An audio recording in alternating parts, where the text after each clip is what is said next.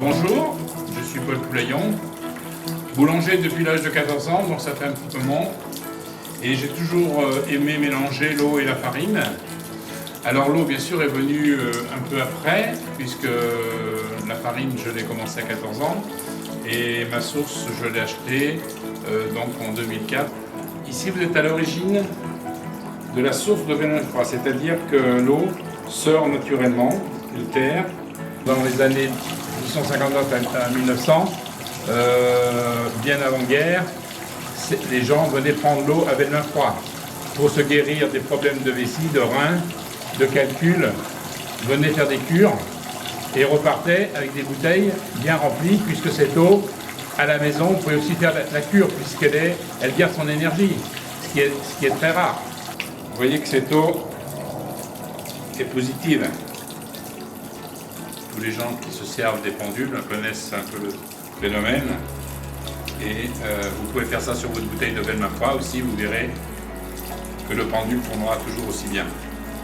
Maintenant, cette source qui était reconnue eau de source minérale et soignante en 1859 a eu une succession de propriétaires, puisqu'elle a eu 12 propriétaires et je suis le 13e.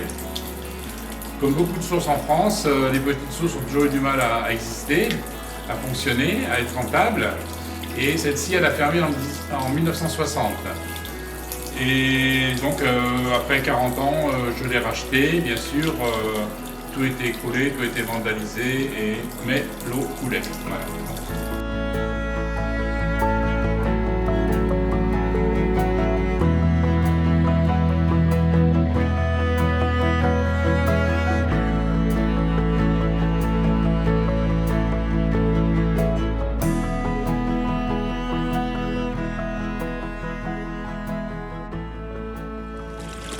En traversant les siècles, l'eau avait appris à séduire le temps.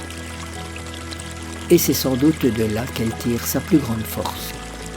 Un parcours souterrain très long, une origine aussi profonde que mystérieuse, explique sa minéralisation extrême et lui confère une caractéristique rare de nos jours, puisqu'elle peut se prévaloir de ne contenir aucun nitrate.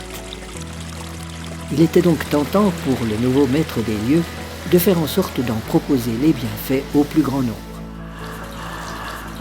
Elle a du calcium, du magnésium, des sulfates, elle n'a pas de nitrate, elle n'a pas de sel, elle est ronde.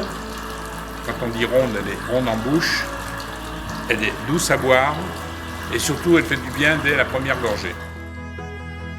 Passionné par son métier avant toute chose, Paul Poulaillon explique à qui veut l'entendre que le pain et l'eau sont la base du monde, puisque les hommes se nourrissent de pain et qu'ils sont faits d'eau à 80%.